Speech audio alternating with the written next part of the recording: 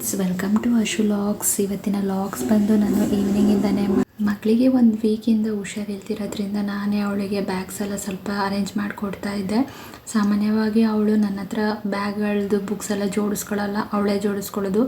ಅವಳಿಗೆ ಪಾಪ ಸುಸ್ತು ಅನ್ನಿಸ್ತಿತ್ತು. ಮಾರ್ನಿಂಗಿಂದನೇ ಸ್ಕೂಲಿಗೆ ಕಳಿಸೋಣ ಅಂತ ಹೇಳಿ ನಾನೇ ಸ್ವಲ್ಪ ರೆಡಿ ಮಾಡಿಕೊಟ್ಟೆ. ಸಡನ್ಲಿ ಜ್ವರ ಬಂದಿದ್ದು, ಯಾಕೋ 1 ವೀಕ್ ಆದ್ರೂ ಬಿಡಲೇ ಇಲ್ಲ. ಮಕ್ಕಳಿಗಂತೂ ಇವಾಗ ಏನು ಅನ್ನೋದೇ ಗೊತ್ತಾಗಲ್ಲ. ಸೊ ಸ್ಕೂಲಲ್ಲಿ ಇನ್ಫೆಕ್ಷನ್ ಆಗಿರ್ಬೋದು, ಏನಾರೇ ಒಂದು ತೊಂದರೆ ಆಗ್ತಾನೆ ಇರುತ್ತೆ. ಆದರೆ ಮಕ್ಕಳು ಏನಾದರೂ ಹುಷಾರಿಲ್ಲದೆ ಮಲ್ಕೊಂಡ್ರೆ ಕೈಕಾಲೇ ಓಡಲ್ಲ. ಹಾಗೆ ಸ್ವಲ್ಪ ರೇಷನ್ ತರಿಸಿದ್ದೆ 1 ವೀಕಿಗೆ ಆಗೋಷ್ಟು. ಅಂದರೆ ನಾನು ತಿಂಗಳಿಗೆ ಒಂದು ಸಲನೂ ತೊಗೊಳ್ತೀನಿ, ಮತ್ತು ಸ್ವಲ್ಪ ಖಾಲಿ ಆಗ್ತಿದ್ದಂಗೆ ವೀಕ್ಲಿನೂ ಒಂದು ಸಲ ತರಿಸ್ಕೊಳ್ತಿದ್ದಂಗೆ ಅದನ್ನು ನಾನಂತೂ ಡಬ್ಬಿಗೆ ಡಂಪ್ ಮಾಡಿಕೊಳ್ಳೇಬೇಕಾಗತ್ತೆ. 1 ಡೇನೂ ಇಡೋ ಪರಿಸ್ಥಿತಿಯಲ್ಲಿ ಇರೋದಿಲ್ಲ. ಯಾಕೆ ಅಂದರೆ 1 ಡೇ ಇಟ್ಟು ನೆಕ್ಸ್ಟ್ ನಾವು ಮಾಡ್ಕೊಳ್ಳೋಣ, ಫ್ರೀ ಟೈಮಲ್ಲೆಲ್ಲ ಹಾಕಿಟ್ಕೊಳ್ಳೋಣ ಅಂದರೂ ಆಗಲ್ಲ. ಬಿಕಾಸ್ ನಮ್ಮ ಮನೇಲಿ ತುಂಬ ಇಲಿಗಳಿದ್ದಾವೆ, ಅದು ಬಿಡೋದೇ ಇಲ್ಲ, ಎಲ್ಲ ಕಡೆನೂ ಓಡಾಡ್ತಾ ಇರುತ್ತೆ. ಏನೇ ಔಷಧಿ ಹಾಕಿದ್ರೂ ಸೊ ಹಂಗೆ ಬರ್ತಾನೆ ಇರ್ತವೆ. ಹಾಗಾಗಿ ನಾನೆಲ್ಲ ಒಂದು ಕಡೆ ಡಂಪ್ ಮಾಡಿಟ್ಕೊಂಡೆ. ರಾತ್ರಿ ಊಟಕ್ಕೆ ಮೊಟ್ಟೆ ಸಾಂಬಾರಿತ್ತು. ಅದೇ ಸಾಂಬಾರಿಗೆ ಸ್ವಲ್ಪ ಒಂದು 4-5 ಮೊಟ್ಟೆ ಹೊಡೆದಾಕಿ ಅದರಲ್ಲೇ ಗ್ರೇವಿ ಥರ ಮಾಡಿಕೊಂಡೆ ಸಾಂಬಾರಿಗೆ. ಸೊ ಪ್ರತಿಯೊಬ್ಬರ ಮನೆಯಲ್ಲೂ ಟೈಲರಿಂಗ್ ಮಿಷಿನ್ ಅಂತೂ ಇದ್ದೇ ಇರುತ್ತೆ.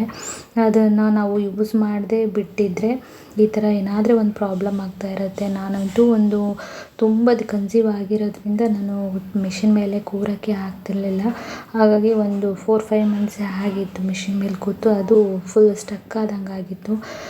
ಅದರದ್ದು ಬೇರೆ ಒಂದೆರಡು ಟಾಪ್ ಇತ್ತು, ಹೊಲಿಬೇಕು ಅನ್ನೋಷ್ಟೊತ್ತಿಗೆ ನೋಡ್ತಿದ್ರೆ ಈ ಥರ ಅದು ಒಂದು ಪ್ರಾಬ್ಲಮ್ ಆಗ್ತಾಯಿತ್ತು. ಬಟ್ ಟೈಲರಿಂಗ್ ಮಿಷಿನಲ್ಲಿ ಏನೇ ಪ್ರಾಬ್ಲಮ್ ಆದರೂ ನಾನೇ ರೆಡಿ ಮಾಡ್ಕೊಳ್ಳೋದು. ಸೊ ರಿಪೇರಿಗಂತೂ ತೊಗೊಂಡೋಗಿ ಕೊಡೋದಿಲ್ಲ. ಸ್ಟಾರ್ಟಿಂಗಲ್ಲಿ ನಾನು ಸೆಕೆಂಡ್ ಹ್ಯಾಂಡಲ್ಲಿ ಉಷಾ ಅಂತ ಒಂದು ಮಿಷಿನ್ ತೊಗೊಂಡಿದ್ದೆ. ಬಟ್ ಆ ಮಿಷಿನಲ್ಲೂ ನಾನು ತುಂಬಾ ತೊಗೊಂಡು ಅದನ್ನು ಯೂಸ್ ಮಾಡ್ದೇ ಒಂದು 5-6 ತಿಂಗಳವರೆಗೂ ಹಾಗೆ ಇಟ್ಟಿದ್ದೆ. ಒಂದು ಸಲ ತೊಗೊಂಡೋಗಿ ಕೊಟ್ಟರೆ 700-800 ಅಂತೂ ಕೇಳಿದರು ಮಿಷಿನ್ ರಿಪೇರಿಗೆ. ನಾನು ಅದನ್ನು ಅಂಥದ್ದೇನಾಗಿದೆ ಅಂತ ಹೇಳಿ ನನಗೆ ಗೊತ್ತಾಗಿಲ್ಲ. ಅಷ್ಟೊಂದು ಅಮೌಂಟ್ ಕೇಳ್ತಿದ್ದಾರೆ ಅಂತ ವಾಪಸ್ ತಂದು ನಾನೇ ಸರ್ಚ್ ಮಾಡಿ, ಗೂಗಲಲ್ಲೆಲ್ಲ ಸರ್ಚ್ ಮಾಡಿ ಅದನ್ನು ರಿಪೇರಿ ಮಾಡೋಕ್ಕೆ ಕಲ್ತಿದ್ದವಳು. ಇದುವರೆಗೂ ನನಗೆ ಮಿಷಿನಿಗಲ್ಲಿ ಏನೇ ಒಂದು ಪ್ರಾಬ್ಲಮ್ ಆದ್ರೂ ನಾನೇ ರಿಪೇರಿ ಮಾಡ್ಕೊಳ್ತೀನಿ.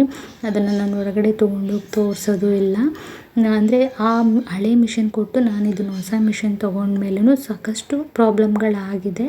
ಬಟ್ ಅದನ್ನೆಲ್ಲ ನಾನೇ ಸಾಲ್ವ್ ಮಾಡ್ಕೊಳ್ತೀನಿ. ಆಗಿರೋ ಪ್ರಾಬ್ಲಮ್ ಬಂದುಬಿಟ್ಟು ಇದು ಶೆಟ್ಟಲ್ ಆ್ಯಕ್ಚುಲಿ ಈ ಶೆಟ್ಟಲಲ್ಲಿ ದಾರಗಳೇನಾದ್ರು ಸಿಗಾಕೊಂಡ್ರೆ ಇದು ಮೂವ್ ಆಗಲ್ಲ. ಅಂದರೆ ನಾವೇನು ವೀಲಿಂಗ್ ಮಾಡ್ತೀವೋ ಅದು ಮೂವ್ ಆಗೋಲ್ಲ, ಅಲ್ಲೇ ಸ್ಟಕ್ ಆದಂಗೆ ಆಗ್ತಾ ಇರುತ್ತೆ.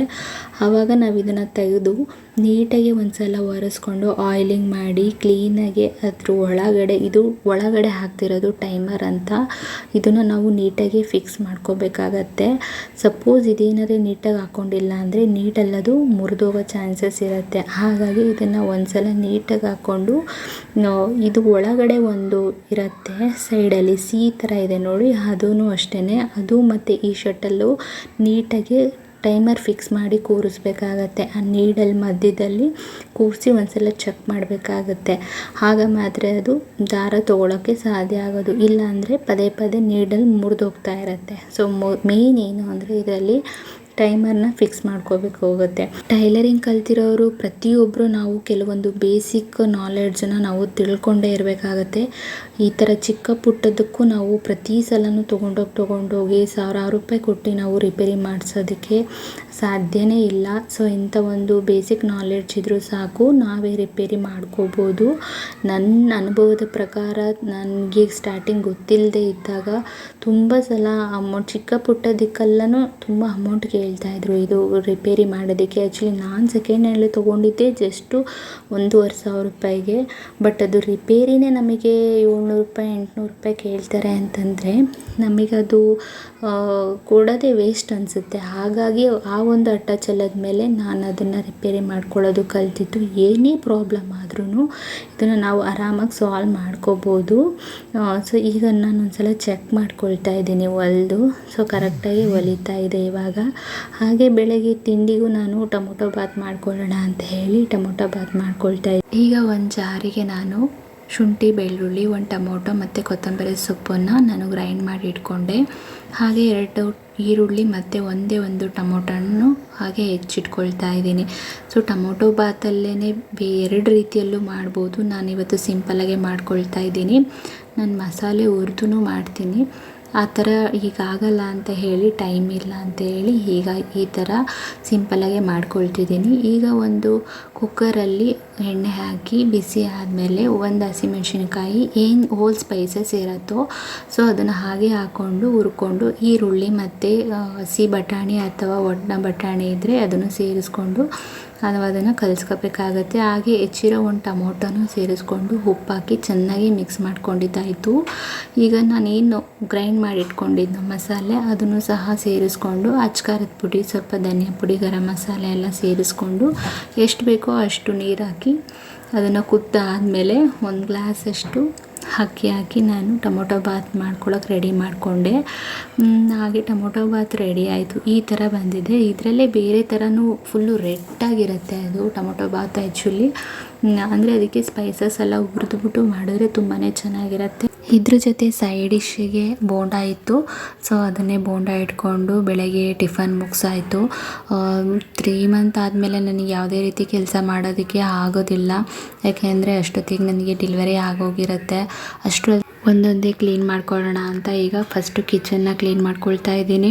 ಕಿಚನ್ ರ್ಯಾಕ್ ಮೇಲೆಲ್ಲ ಆಯಿಲಿಂಗ್ ಆಗಿತ್ತು. ಒಂಥರ ಈಗ ಆಯಿಲಿಂಗ್ ಜೊತೆಗೆ ಅಂದರೆ ಧೂಳೆಲ್ಲ ಸೇರಿಕೊಂಡಾಗ ಪಾತ್ರೆ ಎಲ್ಲ ಕಪ್ಪಗಾಗಿರುತ್ತಲ್ಲ, ಆ ರೀತಿಯಲ್ಲಿ ಆಗಿತ್ತು. ನೋಡೋಕ್ಕಾಗ್ತಿರ್ಲಿಲ್ಲ. ನಾನು ಬಾಣಂತನ ಮುಗಿಸ್ಕೊಂಡು ಬಂದು ಇದನ್ನೆಲ್ಲ ಮಾಡ್ತೀನಿ ಅನ್ನೋದು ಆಗದೆ ಇರೋ ಮಾತು. ಸೊ ಈಗ ನನಗೆ 7 ಮಂತ್ ಆಗಿರೋದ್ರಿಂದ ಈಗ ನಾನು ಇದು ಕೆಲಸಗಳೆಲ್ಲ ಮಾಡ್ಕೋಬೋದು.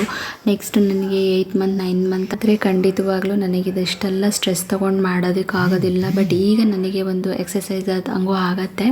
ಹೇಗೂ ಹಬ್ಬಗಳೆಲ್ಲ ನೆಕ್ಸ್ಟ್ ಬರ್ತಾ ಇರುತ್ತೆ.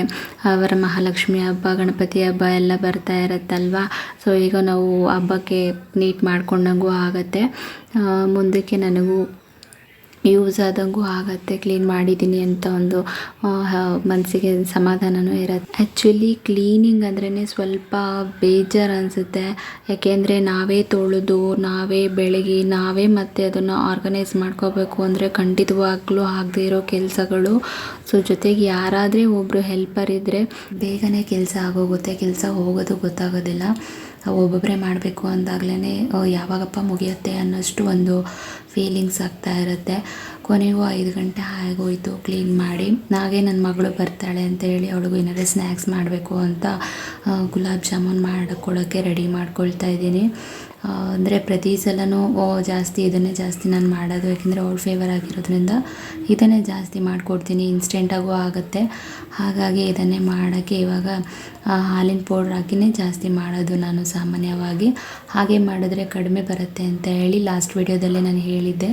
ಸೊ ಹಾಗಾಗಿ ನಮಗೆ ಅಂಗನವಾಡಿಯಲ್ಲಿ ಹಾಲಿನ ಪೌಡರ್ ಕೊಡ್ತಾ ಇರೋದ್ರಿಂದ ಅದನ್ನೇ ಸ್ವಲ್ಪ 1 ಕಪ್ ಆಗೋಷ್ಟು ಅದನ್ನೇ ಹಾಕ್ಕೊಂಡು ನಾನು ಪ್ರತಿ ಸಲನೂ ಹಾಕ್ಕೊಂಡು ಮಾಡೋದು.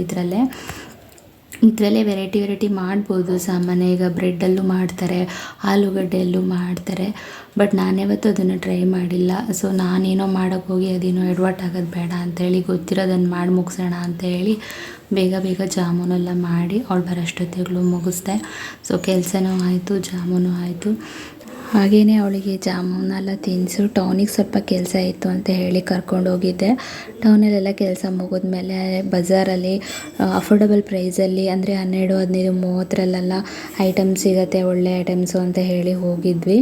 ಮನೆಗೆ ಬೇಕಾಗಿರೋ ಐಟಮ್ಸ್ಗಳೆಲ್ಲ ಸಿಗುತ್ತೆ ಅಂತ ಹೇಳಿ. ಅಂದರೆ ಇಲ್ಲಿ ನೋಡ್ತಾ ಇರ್ಬೋದು. ಅಂದರೆ ಈಗ ಕ್ಲಿಪ್ಸು, ಹೇರ್ ಬ್ಯಾಂಡ್ ಆಗಿರ್ಬೋದು. ಈಗ ನಾವು ಸ್ಟೋರಲ್ಲಿ ತೊಗೋತೀವಿ ಅಂದರೆ ಜಾಸ್ತಿ ಇರುತ್ತೆ.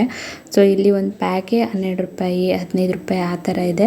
ತುಂಬ ವರ್ತ್ ಅನ್ನಿಸ್ತು ನನಗೆ ಮಾತ್ರ ಇಲ್ಲಿ ಐಟಮ್ಸ್ಗಳೆಲ್ಲ. ಮಕ್ಕಳು ಬುಕ್ಸು, ಸ್ಟೇಷನರಿ ಐಟಮ್ಸ್ ಎಲ್ಲನೂ ಕಡಿಮೆ ಪ್ರೈಸಲ್ಲಿ ಸಿಗ್ತಿತ್ತು. ಹಾಗಾಗಿ ನಾನು 1-2 ಐಟಮ್ಸ್ ತೊಗೊಂಡು ಸೊ ಮನೆಗೆ ಹೊರಟಿದ್ದಾಯಿತು. ಇದು ಇವತ್ತಿನ ವ್ಲಾಗ್ಸ್ ಆಗಿರುತ್ತೆ. ಸೊ ನೆಕ್ಸ್ಟು ವಿಡಿಯೋದಲ್ಲಿ ನಾನು ಸಿಗ್ತೀನಿ.